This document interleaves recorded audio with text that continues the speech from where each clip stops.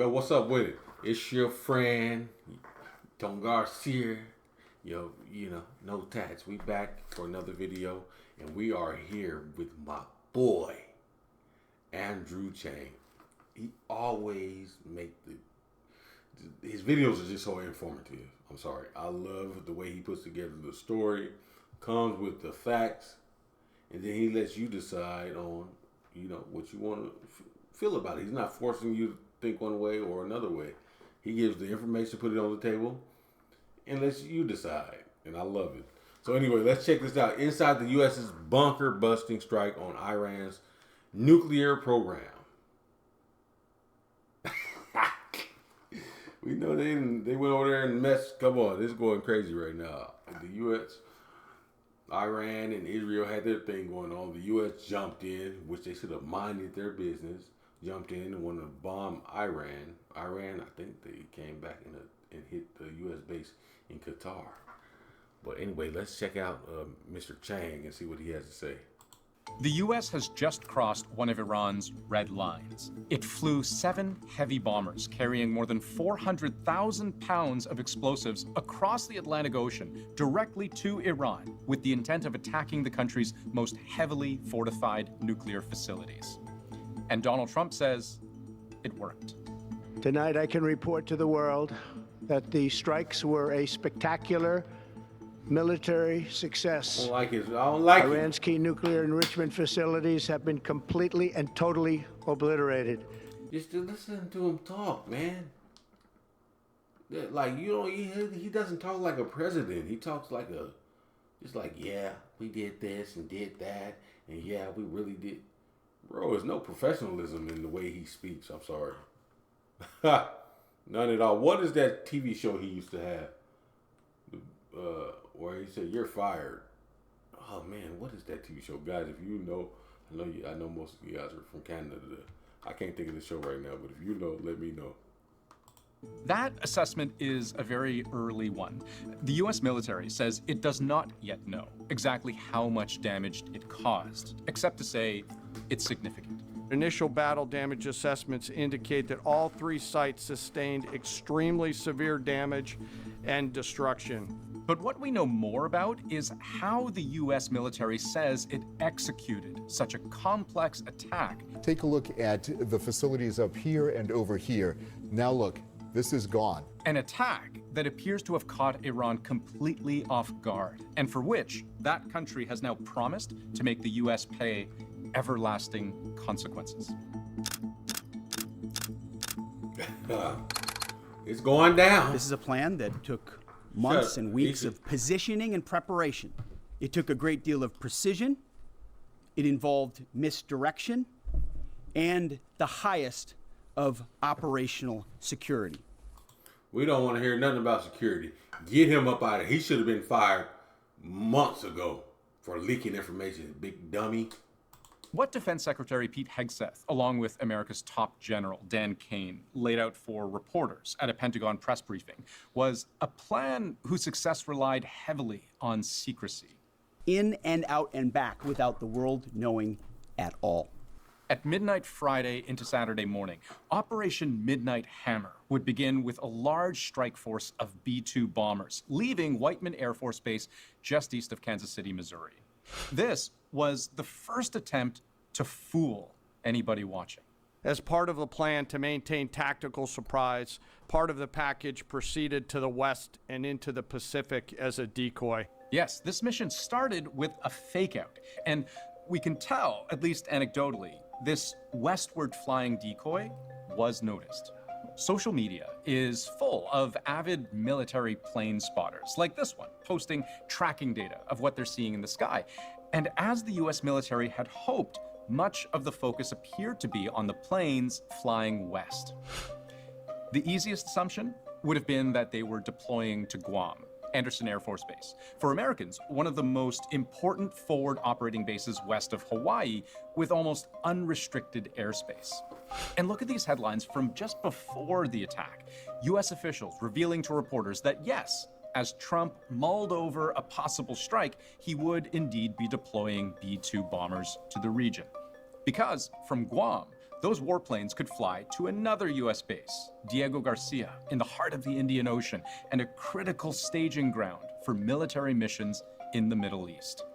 Operation Desert Fox in Iraq, the war in Afghanistan, even during the Iranian Revolution in the late 70s, Diego Garcia, the island, was seen by the U.S. as a kind of unsinkable aircraft carrier. So flying a set of bombers there might appear like typical U.S. military behavior, especially for this part of the world. That's a normal military operation for us. And when I saw the news, I wasn't surprised. All of warfare is deception, and that was a brilliant move by the United States, sending the B-2s to Diego Garcia and make it appear that they were going to be stationed there ready and on call, not necessarily waiting to be attacking that night. So this would have seemed to journalists like a key piece of the puzzle, if Donald Trump was indeed seriously considering a bunker-busting strike on Iran's nuclear program. But look one more time at that social media post we showed you a moment ago.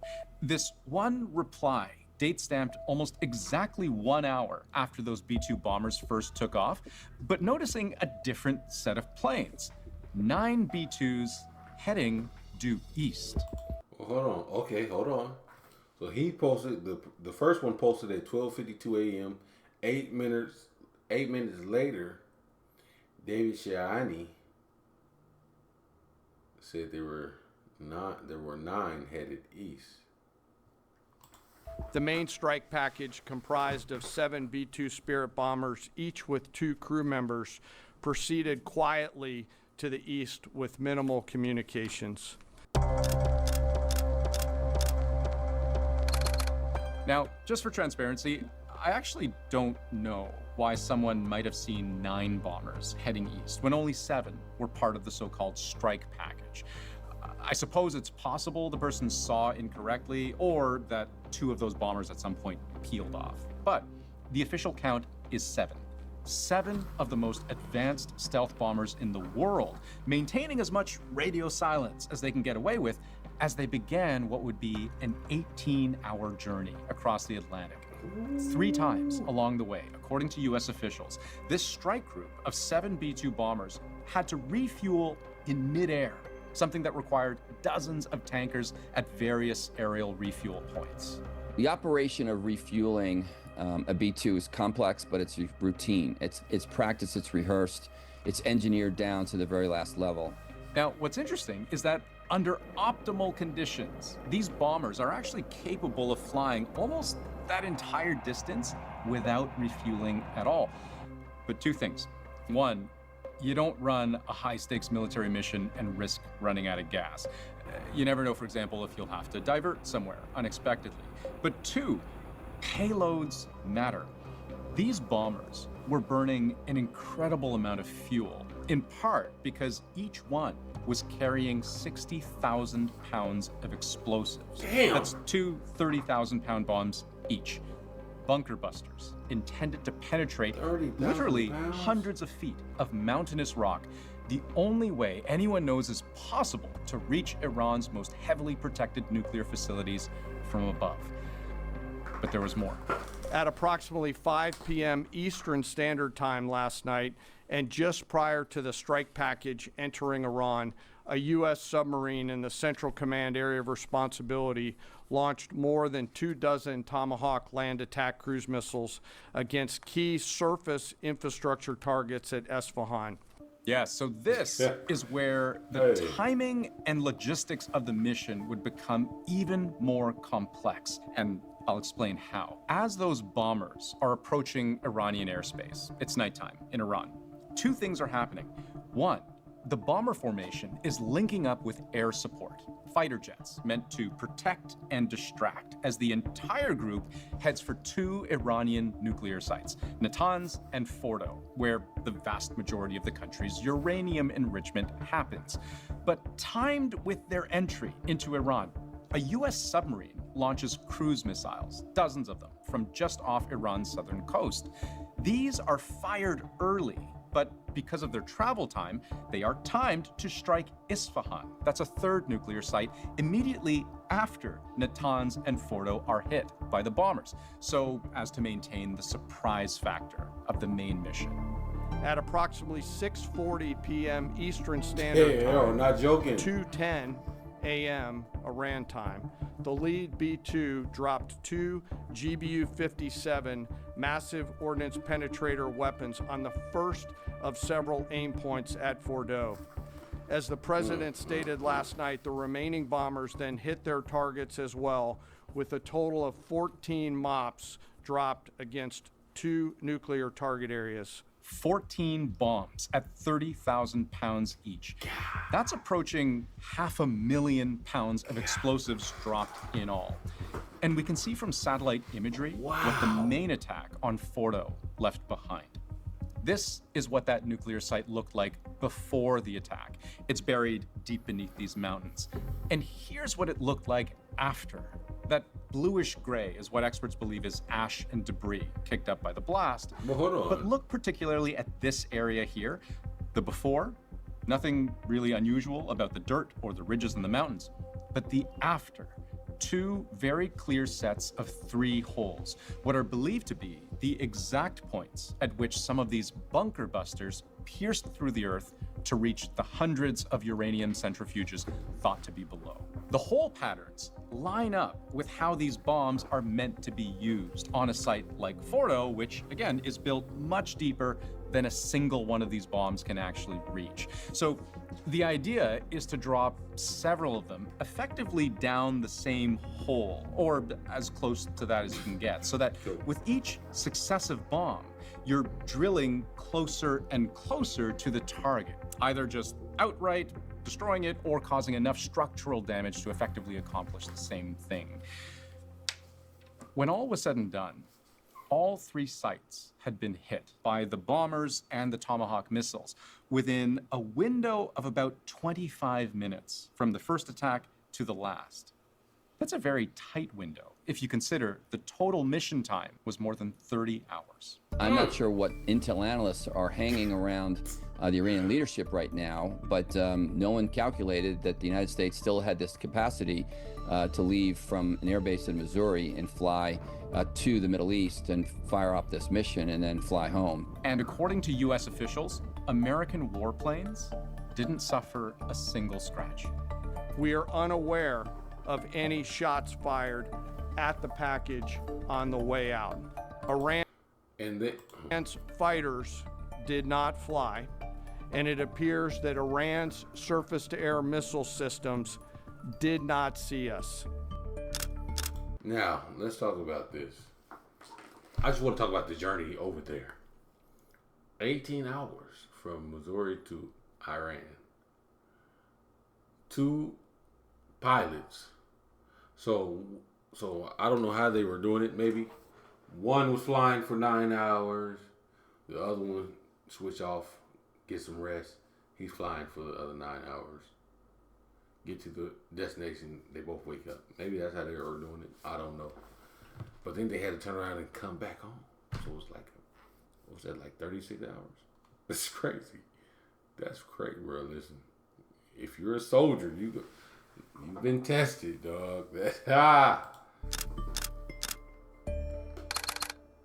Right now, there are 2 really big questions. The first is, how does anyone know how much damage was caused when all you can see on the surface is holes? I wouldn't be surprised if Israel tries to get some commandos there, likely U.S. Forces, JSOC, Special Ops, put a small crew and small team together to go try to put their eyes on them themselves, just to see what exactly is going on, to try to, get battle damage assessment. And I think that's going to be the most reliable, which is why this whole process is going to take weeks. I should point out, though, I've also seen reporting suggesting that in the days leading up to the attack, there was unusual truck and vehicular activity at Fordo, 16 cargo trucks along the access road, which, if nothing else, raises the possibility that Iran might have been shuttling nuclear materials out of Fordo in anticipation of the worst. We just don't know. Iran has downplayed the attack, saying the damage was not irreversible, but at the same time swearing it would take revenge. The Iranians have made very clear that they are prepared to attack U.S. forces, and the countries that are basing them if the United States were to get in. The United States has over 40,000 soldiers in the Middle East, most of whom are in the Gulf and would be at some serious risk if Iran decided to engage them. They may also be prepared to take action against oil and gas transport infrastructure depots that are either in those countries or transiting the Straits of Hormuz. They could take action to try and close the Straits of Hormuz that would further ensnare the United States into the conflict and run the risk of damaging international trade. Iran's foreign minister has warned of everlasting consequences, saying Iran reserves all options to defend its sovereignty, interest, and people. Iran says it fired missiles at an American airbase in Qatar. Qatar says its air defenses intercepted Iran's missile attack. But so too has the U.S. threatened Iran, because in its view, this was a very limited strike against very specific targets. And if Iran were to seek retribution, Donald Trump says the U.S. can and will find other targets to hit. There will be either peace or there will be tragedy for Iran far greater than we have witnessed over the last 8 days. So the really big question, after more than a week of death and destruction, Israel and Iran locked in a deadly series of missile strikes, is whether the U.S. becoming more directly involved than ever before might just end the war or start a new one. Get up out of there. That's what they need to do. Get out of there. Get out of there and mind your business.